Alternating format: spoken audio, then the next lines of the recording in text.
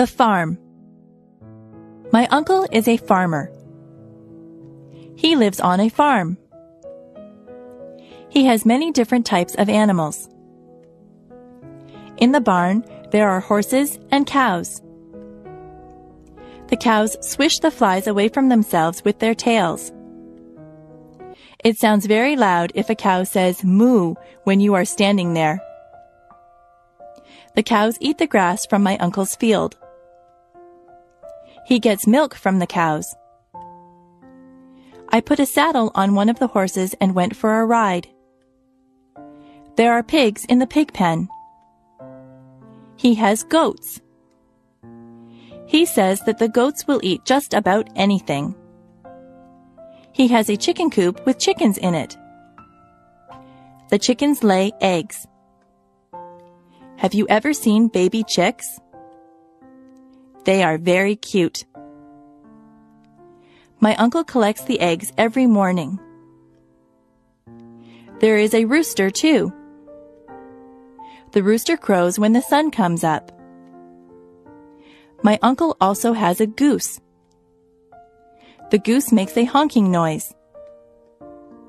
I don't think that the goose likes me. It nips me when I go near it. Many cats live in my uncle's barn. They are stray cats, but he lets them stay there because they keep the mice away. My uncle feeds the cats. My uncle says that he would like to get some sheep for his farm. You can get wool from sheep. There are a lot of animals on my uncle's farm. Transportation. Every family that I know has at least one car. Some families have 2 or even 3 cars. Most people get their license to drive when they are 16. In my house, we just have one car. If my father takes the car to work, my mother will take the bus. I ride in a school bus to school. My sister works in another town. She gets on the train to go to work. The train station is not far from my house. The train tracks run right by my house. My grandfather from Ireland comes to visit us. He came over by boat. He had to cross the ocean. We went to Florida last year. We flew on a plane. The plane flew right through the clouds. My friend's brother drives a motorcycle. He wears a helmet. I rode on his motorcycle once. I had to sit on the back and hold on tight. I ride my bicycle when the weather is nice. I also have a scooter that I use to travel around. I took a helicopter ride once. The helicopter's propellers were going around when I got on. I went straight up in the air. I enjoyed the ride. I would like to learn how to fly a plane or a helicopter. I like flying through the air. Holidays. In Canada, we have many different days that we celebrate. On the first day of January, there is New Year's Day. That is when we ring in the new year and say goodbye to the old year. In February, there is Valentine's Day. That is the day when you tell your girlfriend or boyfriend that you love them. You can buy them flowers or candy or take them out to dinner. In March, there is St. Patrick's Day. Everyone pretends that they are Irish on St. Patrick's Day. They all wear green. Easter comes in the spring. Easter is a religious holiday. Some people celebrate by going to church. Some people think that the Easter Bunny comes and leaves chocolate eggs for them. In May, there is Victoria Day. We celebrate this day in honor of England's Queen Victoria. There are fireworks on Victoria Day. July the 1st is Canada Day. In September, there is Labor Day. This is the day that we honor the working man or woman. In October, there is Thanksgiving. We give thanks for all the things that we are fortunate enough to have. We usually have a turkey dinner on Thanksgiving Day. On the last day of October, there is Halloween. The children dress up in costumes and go from door to door collecting candies. Remembrance Day is in November. People wear red poppies and they remember all the people that died for their country. Christmas comes in December. Christmas is also a religious holiday, but many children believe that Santa Claus arrives on Christmas Eve in a sleigh pulled by reindeer. They believe that Santa Claus fills up their stockings with toys and goodies. He gets in and out of people's houses through their chimneys. We don't get off work or school for all these days, but many of them are holidays from work and school. Diseases. Some diseases are very deadly, and some are not so serious. Most people catch a cold sometimes. A cold makes you cough and sneeze. Colds can be passed on from person to person. Some people get the flu. With the flu, you get chills and a fever. A fever is a high temperature. If you have the flu, you will feel very bad. You have to stay home in bed. There are diseases that children get. The mumps make you have lumps in your neck. Chickenpox and measles leave you with red itchy dots on your skin. Older people sometimes get arthritis. Their bones get stiff and sore. There are people who get heart disease. In many cases, a healthy lifestyle can prevent heart disease. Cancer can attack different parts of the body. Many smokers get lung cancer. Some diseases are treated with pills or medicine. Other diseases need to be treated in the hospital. Sometimes doctors need to give you tests to find out what kind of disease you have. The doctor might have to do a blood test or an X-ray to find out what is wrong with you. Most diseases can be cured by a doctor. Jobs. There are many different jobs that you can choose from. You can be a doctor or a nurse. You could work in a hospital or doctor's office. You might be a firefighter and put out fires. A policeman enforces the law. An actor plays roles on stage or in the movies. You could drive a taxi or be the pilot of an airplane. What kinds of things do you like to do? You might want to be a sales clerk in a store. Maybe you are good at a sport. You could be a baseball player or a hockey player.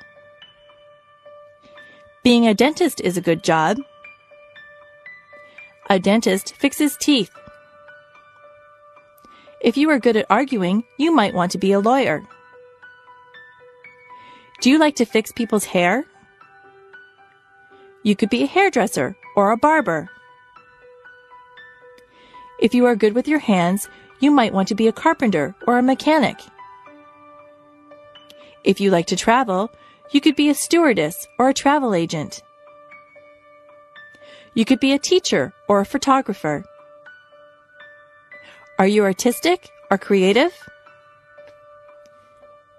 You might want to be an artist or a writer. You could work on construction and build houses. You could look after animals and be a veterinarian. If you like to cook, you could be a cook or a chef. There are so many places to work and so many jobs to do. Maybe you could fix computers or work in a library. You could wash windows or be the captain of a ship. There is no limit to what you can be. My body. On the top of my head, I have hair. Below my hair is my face. I have 2 eyes. I have eyebrows and eyelashes. Below my eyes, I have a nose. My mouth is below my nose. I have lips. If I open my lips, you will see my teeth and my tongue. Below my mouth is my chin. On the sides of my head, I have 2 ears. My cheeks are on either side of my nose. My neck holds up my head. My neck attaches my head to my chest. On either side of my chest are my shoulders. My arms hang down from my shoulders. I have wrists on my arms. My hands are attached to my wrists. My fingers are part of my hands. I have 10 fingers and 10 fingernails. My back is at the back of me. Further down, there is my waist. If I wear a belt, I put it on my waist. My hips are below my waist. My legs come down from my hips. My legs are made up of my thighs, my knees, and my calves. My knees can bend. My ankles are below my legs. My feet are attached to my ankles. My toes are part of my feet. I have 10 toes and 10 toenails. I am me from the top of my head to the tip of my toes. Clothing. I change my clothes a lot. If I am going somewhere fancy, I wear a dress. I wear stockings on my legs, and I wear a pair of nice shoes. If I am going to play sports, I wear a sweatshirt and jeans. If I am going to the beach, I wear a bathing suit or a bikini. My brother wears swimming trunks to the beach. At work, I wear a skirt and a blouse. Underneath my clothes, I wear underwear. A lady wears a bra and panties as underwear. A man wears boxer or jockey shorts as underwear. Today, I am wearing a blouse and a pair of jeans over my underwear. I have socks and shoes on my feet. In the summer, I often wear sandals on my feet. In the summer, the tops that I wear are usually sleeveless. I usually wear shorts in the summer. Sometimes I wear a sweater or a jacket if the weather is cool. I wear a cap or a hat on my head. I wear a belt to hold up my jeans or my slacks. Women sometimes wear a dress or a skirt. Men wear a pair of slacks and a shirt. Some men wear a suit and a shirt and tie. If it is very cold outside, I wear a winter coat. If it is cold, I like to wear gloves or mittens on my hands. Sometimes I wrap a scarf around my neck to keep warm. I wear a toque on my head in cold weather. I wear boots on my feet in the winter. If it is raining, I wear a raincoat. The way that I dress depends a lot on the weather. Colors.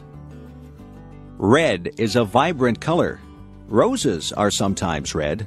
Blood is red. White is the color of snow. Clouds are very often white. Blue is the color of the sky and the ocean. Black isn't really a color at all. Tar is black. A crow is black. Green is the color of grass. It is also the color of leaves on the trees in the summer. Brown is the color of dirt. Many people have brown hair. Yellow is a bright color. Most people use yellow when they draw a picture of the sun. Orange is an easy color to remember.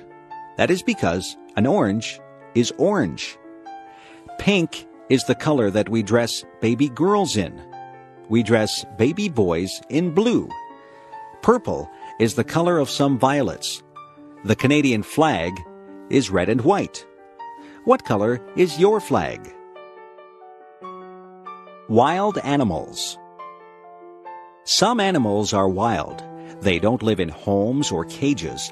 They live in jungles or on plains. The lion is the king of the beasts. He is very mighty. He roars loudly. The giraffe has a long neck. He eats leaves from the tallest trees. The elephant is very large. He has a trunk and 2 tusks. A tiger has stripes. Some bears are black and some are brown. There are even white bears called polar bears. A kangaroo lives in Australia. That is the only place that you would find a kangaroo except in a zoo. It might be frightening to run into a wolf or a fox. Monkeys run and play in the trees. In Canada, we don't see lions, tigers, giraffes, or monkeys running wild. There are squirrels in my backyard. Sometimes I see a raccoon or a chipmunk. In northern Ontario, you might see a moose or a bear. I have seen a deer in the forest. There are many wild animals. You can see wild animals if you go to the zoo. Months. There are 12 months in the year. January is the first month of the year. It is usually cold in January.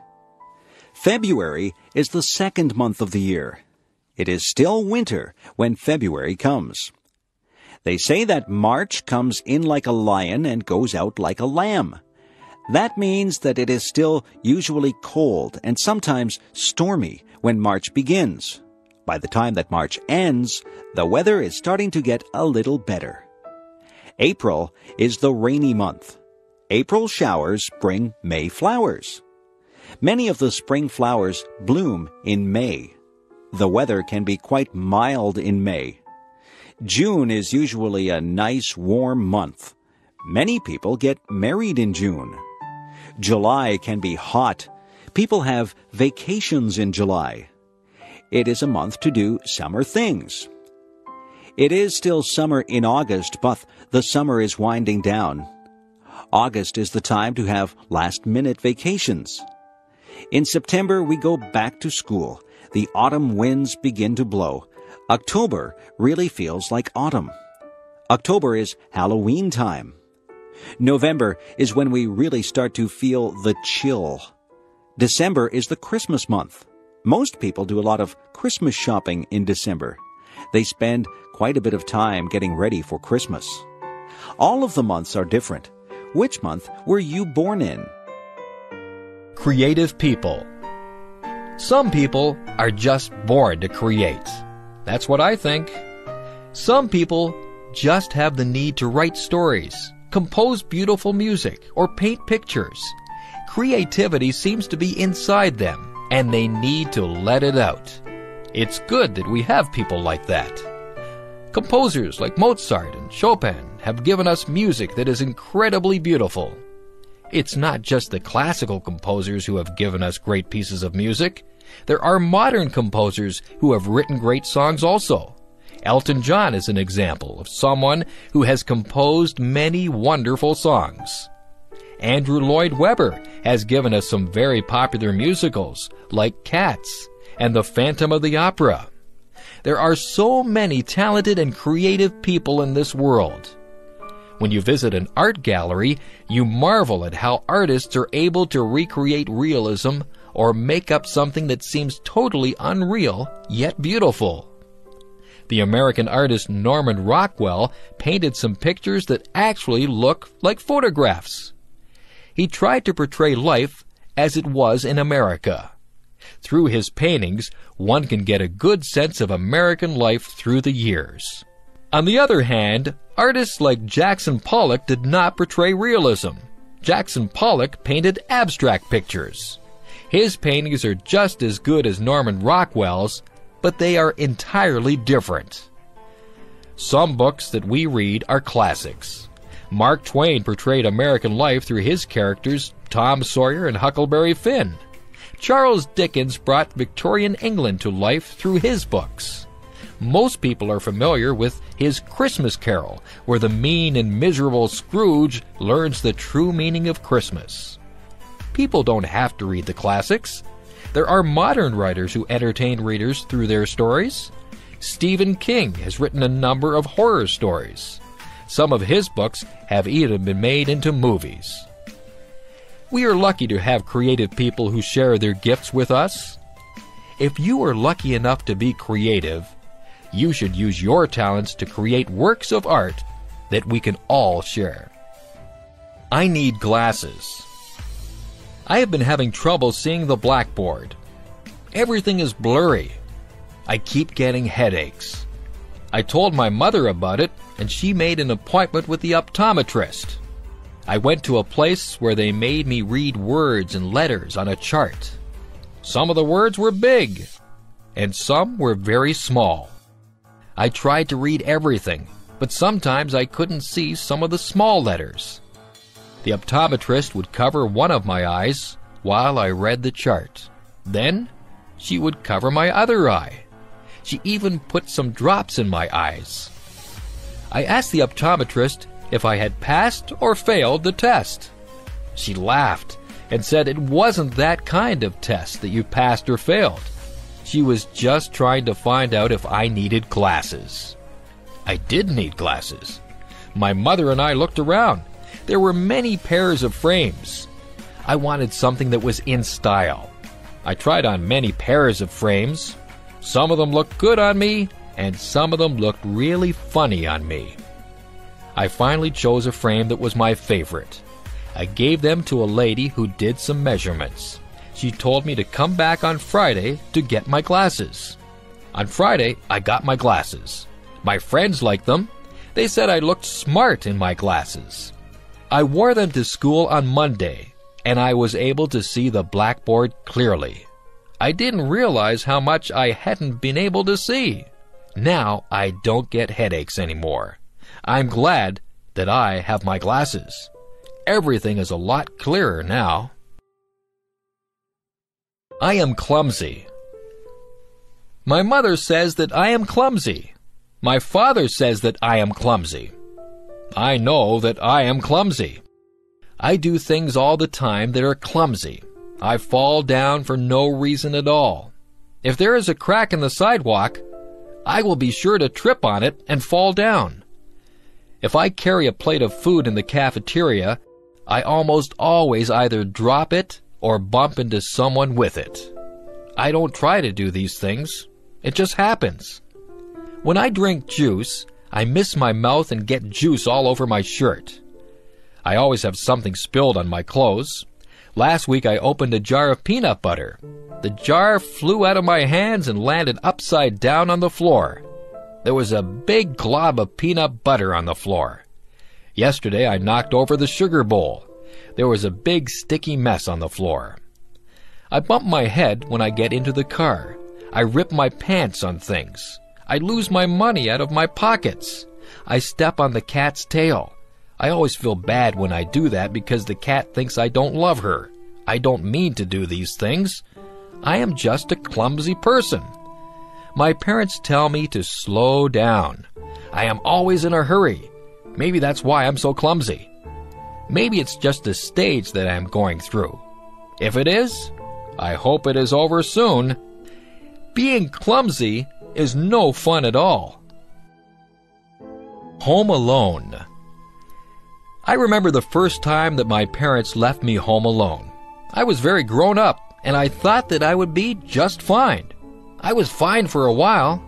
I watched television and had something to eat. I called my friend on the phone and we talked for a while. Then I sat down to read a book. The house was quiet, very quiet. I found myself listening very carefully. I heard a tapping noise. I wondered where it was coming from. It seemed to be coming from the window. I turned out the lights so that nobody would see me, and I peeked out the window carefully. I was expecting to see a robber tapping at my window. There was nobody there. It was just a tree branch swaying in the breeze and tapping at my window. I felt silly. I turned on the lights and sat back down to read my book.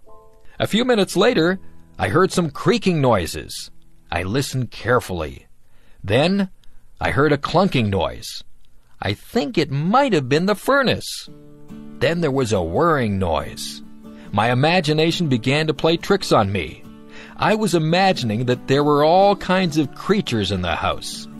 I told myself to grow up. I wouldn't let my imagination run away with me. I was glad when my parents got home. I told them about all the noises that I had heard. My parents laughed and said that all houses make noises. We're usually just so busy that we don't hear all the noises that go on. I have stayed home alone many times now. I just ignore all the little creaks and noises that I hear. I'm still alert and listen for anything suspicious, but I know that there are lots of noises that are harmless. That tree that taps on my window still frightens me sometimes, but I'm a lot braver now than I was the first time that I stayed home alone. Family. What does the word family mean to you? The easiest way to define family is to talk about who you are related to. Usually there is a mom and a dad, and children who are brothers and sisters. This would be the core family.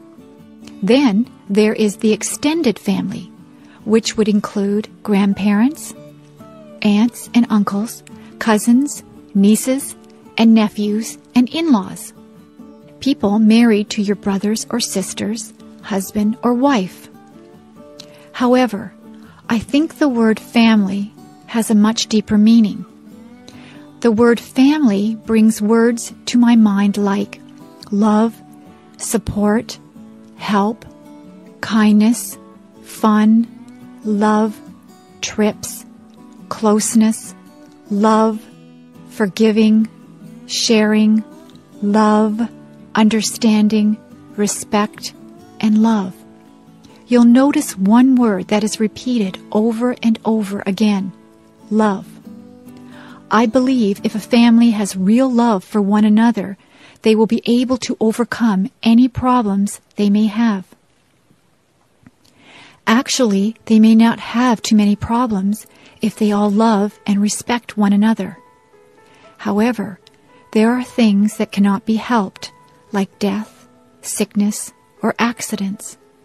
It is during those hard times that a family's love helps them to go through those experiences. We had quite a few children in my family. There were brothers and sisters, which included an adopted brother and a number of foster children too. I was also very fortunate that I had both my mom and dad to live with and do things like vacations together. We had a lot of fun, and there were some times of tears too. Above all, we love one another. Family is a wonderful thing. I am so lucky. My first job. My first real job was during my last year of high school. I had taken classes in various business subjects. In that last year of high school, we could do a co-op. That meant we could work part of the time instead of going to school. It would count as a credit towards our diploma. The place I got a job was at a men's tailor shop. The owners were a very nice older German couple. They had 2 other men working for them too. One of the men had had brain surgery for cancer. He had a big, long scar all around the top of his head. He told me all about it. He was always happy and full of fun. I thought he was very brave. The tailor shop made suits to order. One of the salesmen would measure the man, and the customer would choose a fabric and style, for he or his wife liked. The people in the back of the shop would then cut and sew the suit. The suits cost a lot of money. There were also suits already made that the customer could buy instead if they wished. They could also rent suits or tuxedos for weddings or parties. I worked at a little desk. I answered the phone, wrote letters, filed papers, and did some bookkeeping. It was about a mile walk from my school to work. I passed many clothing shops. That wasn't good because I spent a lot of my money that I earned in those shops. I worked at the tailor shop for almost a year. It was a good experience and helped me get my next job with the United States Navy. That was fun too. First trip away from home. Today I'm going to my friend's house. Her name is Valerie. This is going to be my first trip away from home without my parents. My dad is driving me to Valerie's house, and I'll be staying there for 2 weeks. Her mom will drive me back home. It takes about 1.5 hours to get there. I have to pack enough clothes for play, work, and church. I hope I'll pack the right things. Of course, I have to remember my toothbrush and hairbrush. Valerie lives on a farm. I'll be helping her dad with milking the cows, I think. We'll play up in the hayloft after we have helped put the bales into the barn. We'll be all itchy when the job is done. There are a lot of things to do on a farm. Her mom is a good cook and will feed us well. There is a nice pond where we can go swimming. I mustn't forget my bathing suit. I wonder if the farm dog comes into the pond too. That would be funny. My dad and mom are giving me money just in case we go shopping. I hope we do go shopping because I want to buy lots of candy. I won't tell my mom that. Oh dear, I hear Dad yelling, "Let's go!" I haven't even finished packing my things yet. I guess I better stop writing this now and get busy fast. Bye. My job. I work at a conservation park called Balls Falls. I've only worked there for 3 weeks now. I am a tour guide, and I tell people the history of all the old buildings there. Somebody told me that one of the houses I work in is haunted. Now I get chills every time I walk into that house. My boss told me that the stories aren't real, but I have an active imagination. Balls Falls is very beautiful. It has 2 different waterfalls, the upper falls and the lower falls. There used to be tons of water cascading over them, which turned a big water wheel to grind grain. However, through the years, the amount of water has really lessened. I love working at Balls Falls because I get to work outside a lot. I'm getting a tan. In July and August, I will be working with kids there at a day camp. I am getting ready now, making different crafts and thinking up fun new games to play. I can't wait to start working with them. I think that will be the best part of the summer. I will be going to work tomorrow. I usually have to work from 9 a.m. to 4:30 p.m. I also like the people I work with. They are very nice. Come to Balls Falls and I'll give you a tour. My hobby. Let's see. Today I might go fly a kite or maybe go for a swim. It is hot outside and I don't know what to do. My mom tells me that I should do something that I like doing on hot days. Since our house is nice and cool, I guess I'll stay inside and work on my hobby.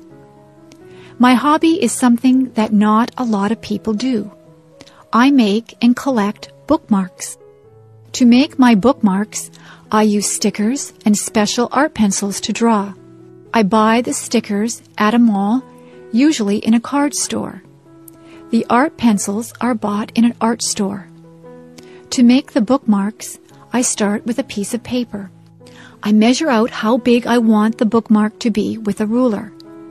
I once made a bookmark so big that it couldn't even be used in a very big book. After I measure it, I draw lines so that I can cut it straight. Sometimes I use fancy scissors that cut zigzag or frills. Then I start to decorate them. I like to draw cartoons and flowers on my bookmarks. Sometimes I even put real flowers on them. A lot of the time, I write little sayings on the bookmarks. I like to give my bookmarks to friends and family. Sometimes I even sell my bookmarks to people. I like my hobby. I can draw whatever I want on the bookmarks. Maybe sometime in the future, I will be a famous bookmark maker and even have my own store. Obesity and nutrition. For people in many countries, one of the great triumphs of modern life is that there is a great abundance of food.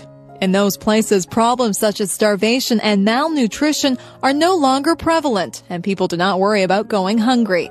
Despite the fact that there is plenty of food in modern countries, people still face many health problems that are related to their diet. One problem is that modern technology has made it possible to produce cheap and tasty food that is not very healthy. This leads to the problem that many people are obese or very overweight. One example of this is the fast food that is served by many restaurants. This food is often cooked by frying. Fried foods contain a high proportion of fat.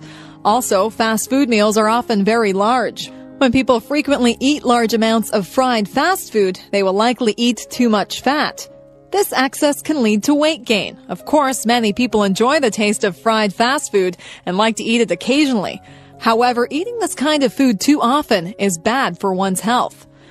Another example of health problems caused by modern food products involves soft drinks and other sweetened beverages. These drinks, sometimes called pop, have a sweet taste that many people enjoy on occasion. However, these drinks contain large amounts of sugar.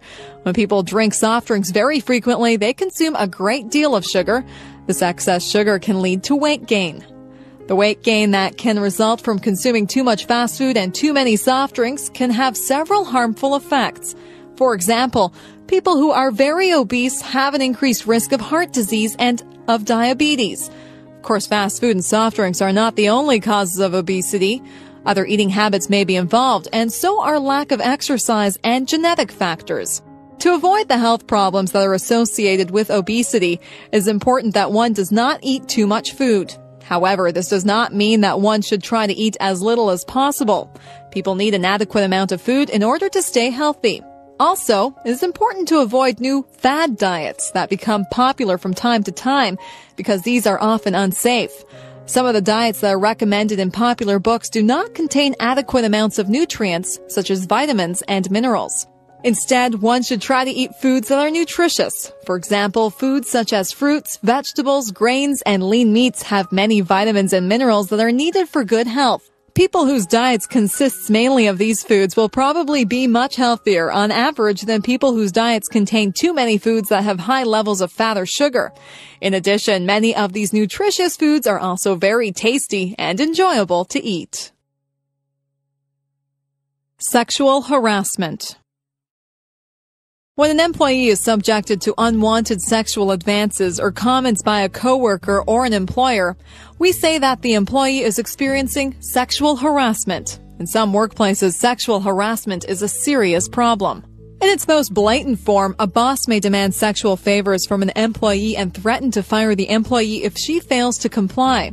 Similarly, the employer might promise a promotion or raise in exchange for some sexual favor. Whenever an employer uses the prospect of reward or punishment as a way of obtaining sexual access to an employee, sexual harassment has occurred. This is not the only form of sexual harassment. Sometimes an employee may be subjected to demeaning comments by her employer or coworker. For example, a boss might make vulgar comments about the physical appearance of the employee. Another example is that a coworker might make remarks that speculate about the sexual behavior of the employee. In both of these cases, the employee is treated disrespectfully on the basis of her sex, so both cases would represent sexual harassment. Some forms of sexual harassment are more subtle. If a group of workers exchanges offensive jokes of a sexual nature in such a way that they can be easily overheard by other workers, then this is also a form of sexual harassment. Similarly, if workers post pornographic pictures in their workplace in such a way that they can be seen by other workers, then this also represents sexual harassment. In both cases, the workplace becomes an environment in which the employee is made to feel uncomfortable because of her sex. Sexual harassment usually involves a female employee who is being bothered by a male employer or coworker. In some cases, a woman might sexually harass a man, or one person might sexually harass another person of the same sex. However, these cases are not as common.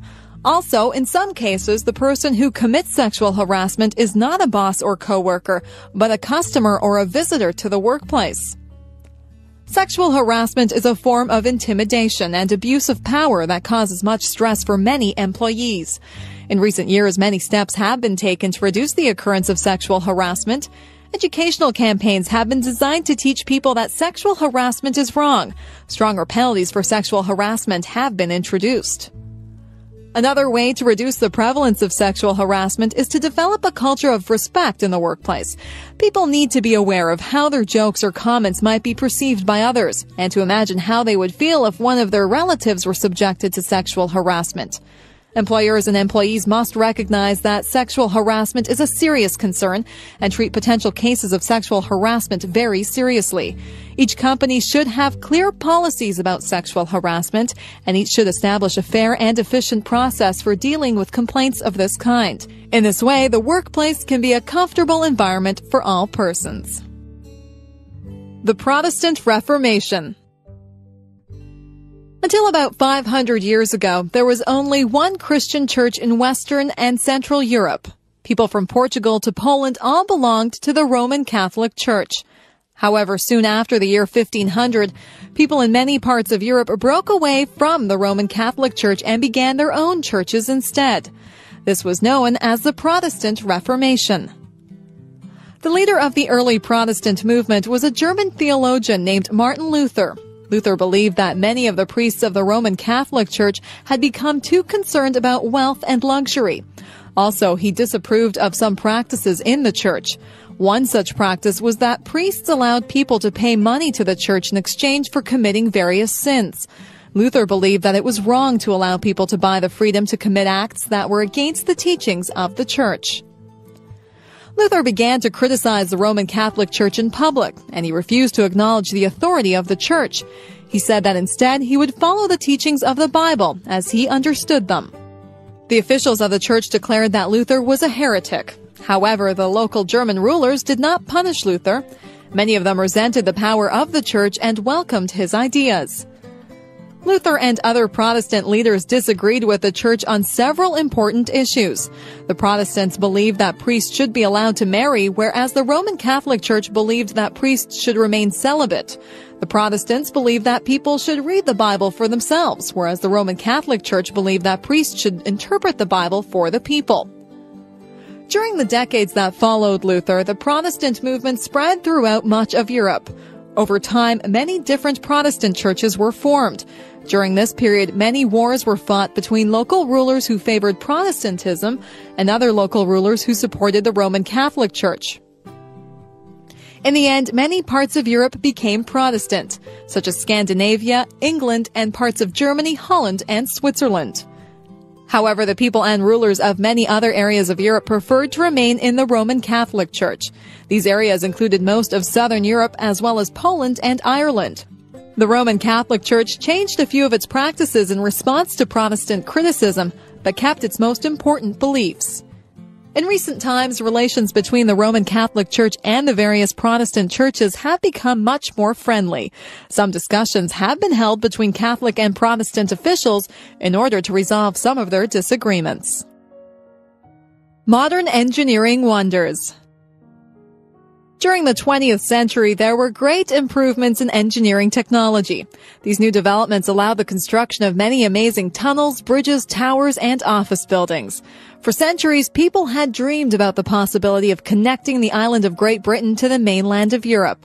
However, it was only in 1994 that such a link was completed when a tunnel was dug under the English Channel between England and France.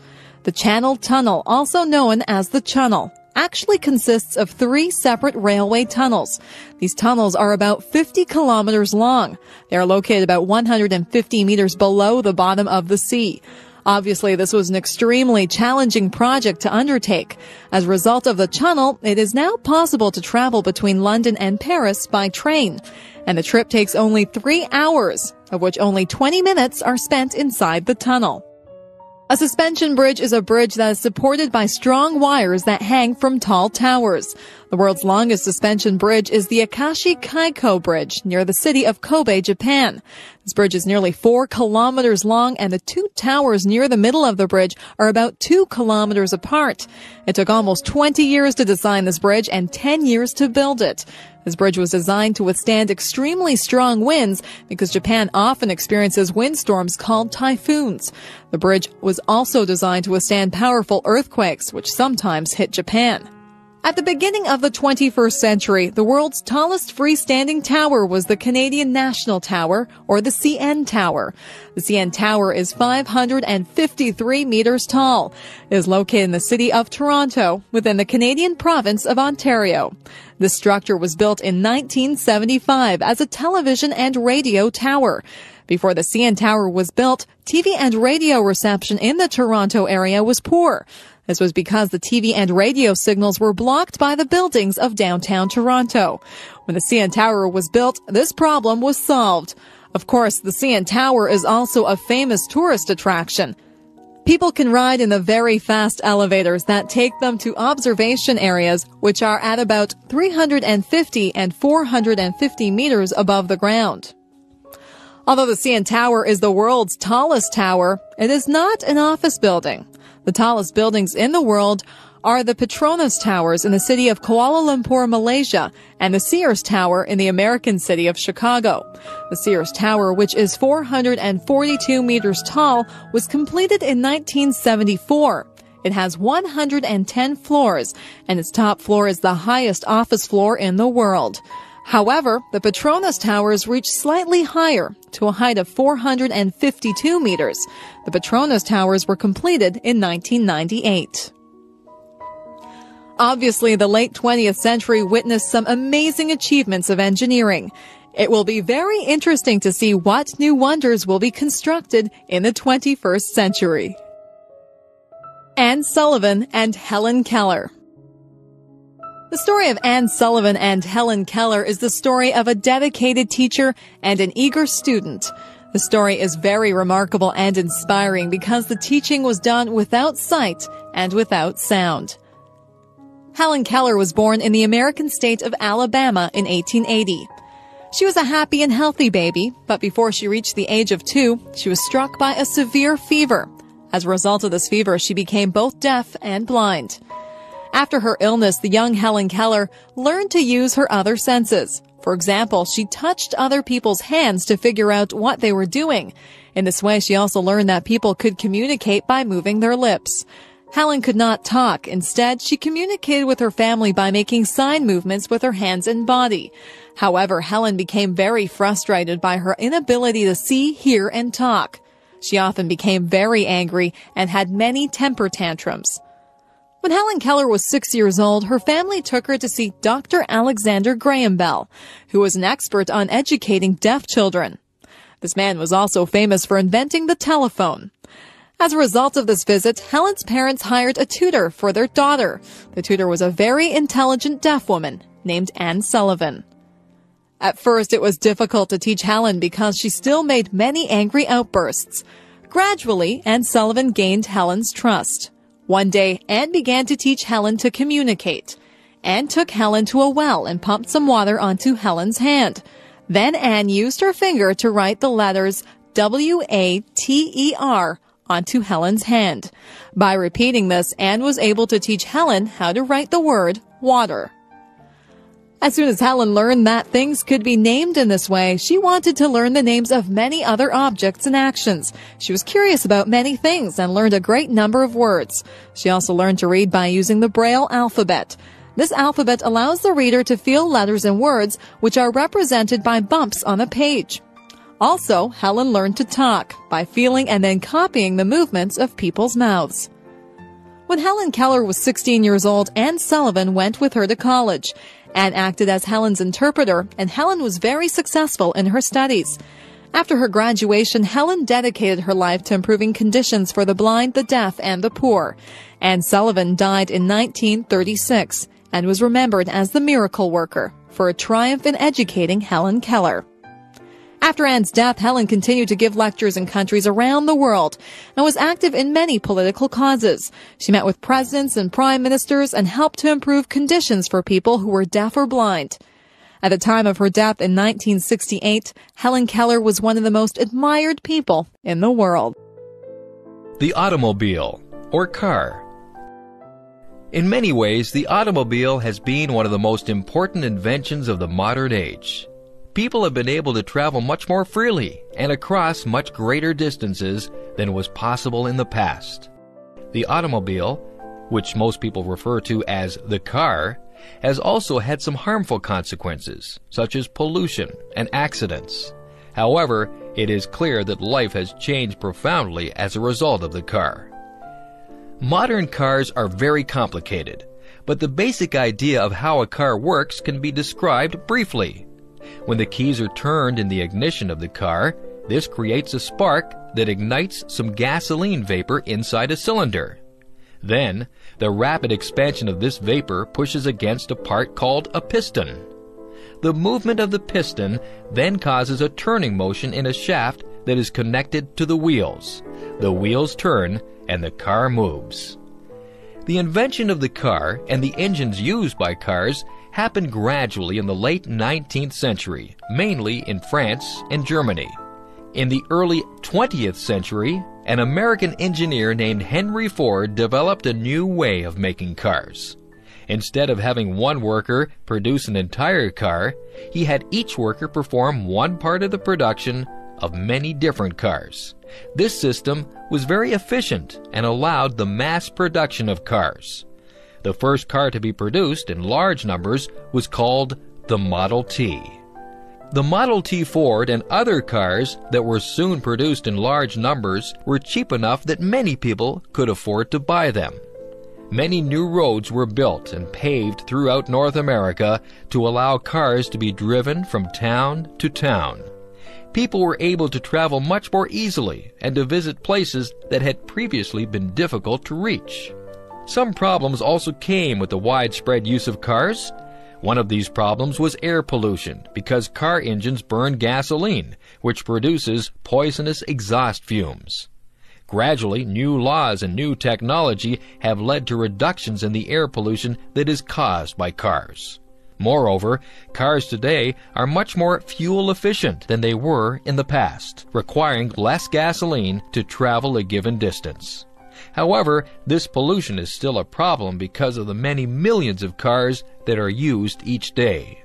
Another problem has been car accidents, which have caused many thousands of deaths each year. During the 1960s, some journalists brought attention to the unsafe features of many cars. As a result, the safety of cars has been greatly improved. In addition, the use of seatbelts is now required by law. However, car accidents continue to be a serious problem. The future is likely to bring many interesting new changes to the car. Improvements in the safety of cars, in fuel efficiency, and in the cleanliness of car emissions are continuing to be made. Also, the increasing use of the car in economically developing countries will probably have important effects upon people's lives around the world. Sexual attitudes and behavior. During the past several decades, there have been major changes within most Western countries in people's attitudes towards sex and in sexual behavior. For people who have lived throughout this period, the changes have seemed quite remarkable. Until the early 20th century, people in most Western countries did not have permissive attitudes regarding sexuality. For the most part, young people were expected to wait until marriage before having sexual intercourse. Of course, some premarital sex did occur, and prostitution was not rare. However, sexual behavior was relatively restricted. As the 20th century progressed, there was a gradual trend toward liberalization of attitudes toward sex. However, this trend was greatly speeded after 1960, when the first birth control pills became available. These contraceptive pills made it possible for women to engage in sexual intercourse without much risk of an unwanted pregnancy. As a result, many women were more willing to have premarital sex than was previously the case. Also during the 60s, Western countries were reaching high levels of wealth and education. A new and very large generation of young people was approaching adulthood, and there was a mood of rebellion against traditional norms. there was an increase in the number of people who engaged in sex before marriage, and also a greater openness about such behavior. By the 1970s, sexual attitudes had become quite liberal, and many young people were quite promiscuous in their sexual behavior.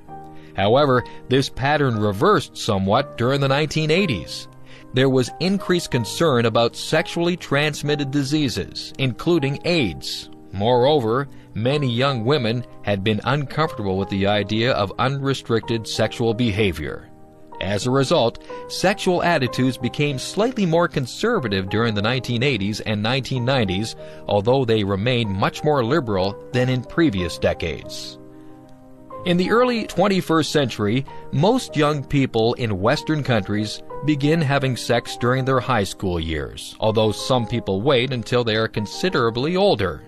Some young people are promiscuous, but most engage in monogamous relationships that typically last for a period of several months or a few years. When one relationship ends, another usually begins soon after. This pattern usually continues until marriage. After marriage, most people have sex exclusively with their spouse. However, some people do commit adultery. Sexuality has changed a great deal in recent decades. It will be very interesting to see how people's sexual attitudes and behavior will change in the future. The Mississippi River. The Mississippi River is the longest river within the United States and the fourth longest river in the world. This river holds a special place in American history and literature, and in the imagination of ordinary Americans. The Mississippi River begins in the hills of northern Minnesota, near the Canadian border, and flows southward about 3,700 kilometers through 10 states before draining its water and silt into the Gulf of Mexico. Traditionally, the river is viewed as a natural boundary between the eastern and western halves of the United States. Until the year 1803, the areas to the west of the Mississippi River and the areas around the mouth of the river were claimed by Spain and by France. In that year, the French Emperor Napoleon decided to sell this land to the United States of America. This sale, which is called the Louisiana Purchase, was very important for the United States. By controlling the Mississippi River, the Americans would be able to use it for transporting goods and people in this rapidly developing area. For many years, riverboats were the main method of long-distance transportation for people living near the Mississippi. Steam-powered boats with large paddle wheels that pushed the boat forward were very popular in the time before cars and airplanes. One of the famous cities along the Mississippi River is St. Louis. This city is known as the Gateway to the West. During the 19th century, St. Louis was the last large town that people would pass through on their way to a new farmland farther west. Today, St. Louis is famous for the Gateway Arch, a tall monument that welcomes people to the West. St. Louis is also known as the city where the music known as the blues began. Near the mouth of the Mississippi River is another famous city, New Orleans.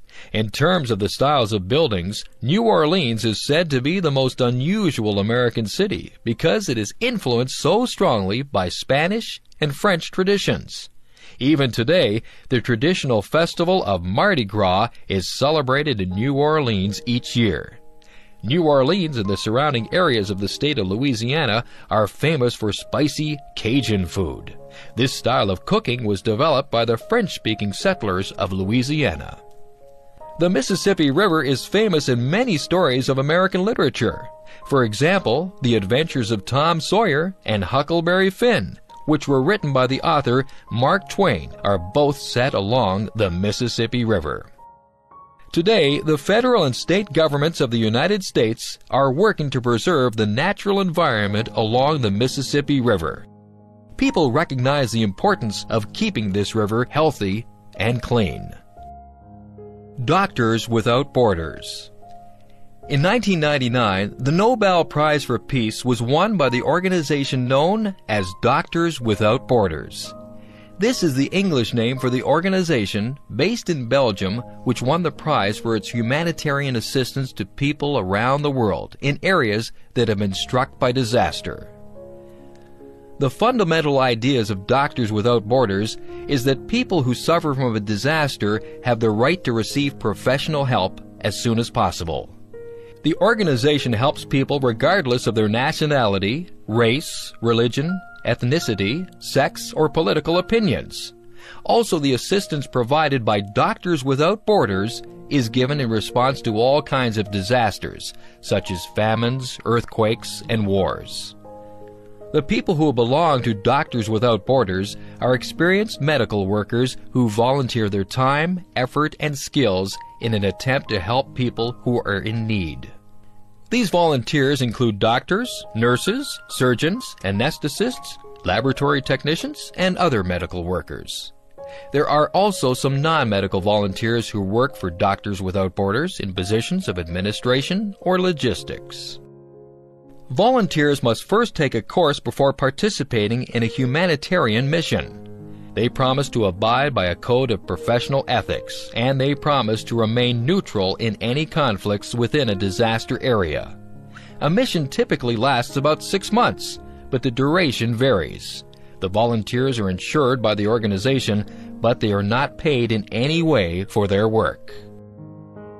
When Doctors Without Borders began in 1971, it consisted of only a few French doctors who wanted to provide humanitarian aid to people in disaster areas.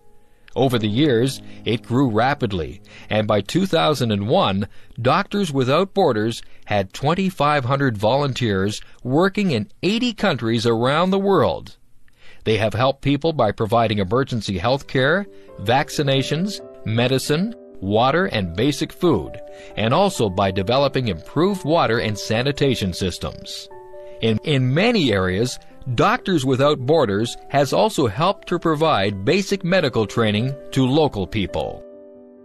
Although Doctors Without Borders remains neutral in any conflicts within a disaster area, the organization does speak out against abuses of human rights. By remaining independent of the influence of governments and corporations, Doctors Without Borders is able to criticize the people and organizations who cause suffering. The volunteers are witnesses who tell the world about the cruelty that is inflicted upon innocent people. Obviously, the work of Doctors Without Borders is extremely important. The volunteers of this organization are brave and selfless people whose efforts have relieved the suffering of millions of people.